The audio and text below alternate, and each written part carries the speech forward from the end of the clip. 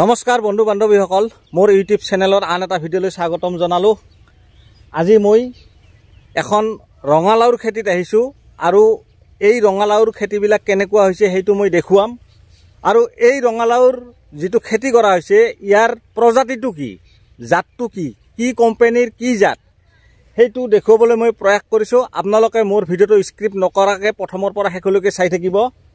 এই মোৰ পিছপিনে দেখিছে কি সুন্দৰ ইয়াৰ কালাৰ, চাওক কি সুন্দৰ কালাৰ আৰু কিমান লাগিছে চাওক, মই আপোনালোকক দেখুৱাই আছোঁ।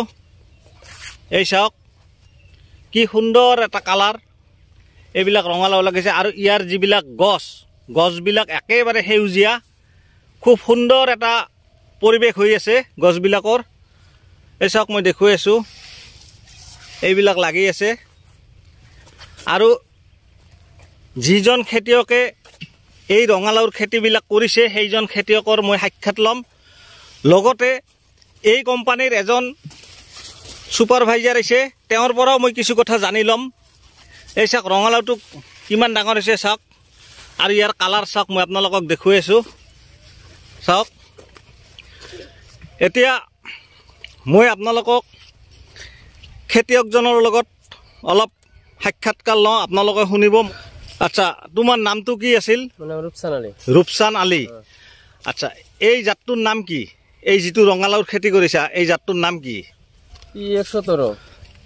EZPK17।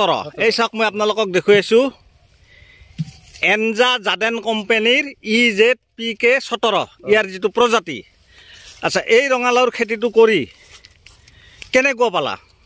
বঢ়িয়া হৈছে খেতিটা, ভাল আছে, লাউটা বঢ়িয়া হৈছে, একদম কালাৰটা ভাল লাগছে, ধুনীয়া লাগছে গাছত। এই মানুহে চাখাটা কোম্পানীৰ ভীমাটো কৰে, তাৰপিছত ইষ্ট ৱেষ্ট কোম্পানীৰ অৰ্জুনা কৰে, লীলা কৰে, সেইবিলাকত কৰি এই কোম্পানীৰ মালটো খেতি কৰি ভাল। এটা ভাল, এটা উন্নত জাতৰ, এটা উন্নত জাতৰ। ইয়াৰ যিটো কালাৰ ভাল, একদম ধুনীয়া কালাৰ, মালটা ডাঙৰ আছে, লাগছে ভালে লাগছে। মোটামুটি 3 কিলো হ'ব, 3 কেজি 4 কেজি 5 কেজি মতো হৈছে নেকি? 5 কেজি হৈছে।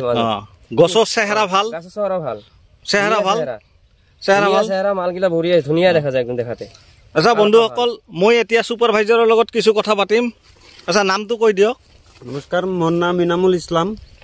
আচ্ছা, এই EZPK17 যিটো ইয়াৰ প্ৰজাতি, এই প্ৰজাতিটোৰ বিষয়ে কি ক'ব কৃষকসকলক?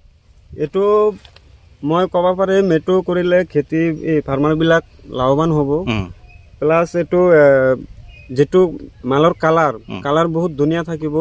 প্লাছ আপোনাৰ মালটো নপচে, ভিতৰত মালটো আপোনাৰ শিলা থাকিব। আৰ ওয়েটটো আপনাৰ কমসে কম 3 কেজিৰ পৰা 4 কেজি লৈকে হ'ব। আৰ আপনাৰ বিঘাত যদি বেলেগ কিবা কৰে, বেলেগৰ চাই কমসে কম 10 কুইন্টাল মান বেছি পাব। মানে খুব ভাল জাত, আৰু সোনকালে আহে। বেলেগ কোম্পানীৰ পৰা কমসে কম 10 দিন এডভান্স আহিব। আসলতে আমি যেহেতু ফিল্ডত আহিছো, কাৰণ আমি এনে মুখেৰে ক'লে নহ'ব যে এই জাতটো ভাল সেই জাতটো ভাল, আমি ক'লে নহ'ব। যেহেতু আমি ফিল্ডত আহি প্ৰমাণ পালোঁ, আহিছোঁ। চাওক কিমান লাগিছে চাওক, মই আপোনালোকক দেখুৱাইছোঁ। এই চাওক, এতিয়া বহুত কোম্পানী আছে, বহুতে ক'ব মোৰ জাতটো ভাল, বিভিন্ন কোম্পানীয়ে বিভিন্ন ক'ব, কিন্তু এনজা জাডেন কোম্পানীৰ ৰঙালাওটো আচলতে পচন্দ কৰিবলগীয়া। চাওক কি সুন্দৰ ৰঙালাও হৈছে, চাওক ধুনীয়া হৈছে। আৰু ইয়াৰ গছবিলাক চাওক, মই আপোনালোকক দেখুৱাইছোঁ কি ধুনীয়া হৈছে চাওক। গতিকে বন্ধুসকল, মই আপোনালোকক এনজা জাডেন কোম্পানীৰ PK17 এই প্ৰজাতিৰ ৰঙালাওটো দেখুৱালোঁ। আপোনালোকেও কৰিব পাৰে, মোৰ লগত যোগাযোগ কৰিলে মই নিশ্চয় আপোনালোকক বীজ যোগান ধৰিব পাৰিম।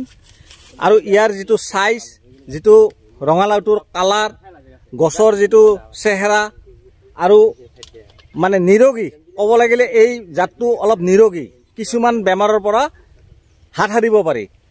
গতিকে মই আপোনালোকক এইখিনিয়ে দেখুৱালোঁ। ধন্যবাদ।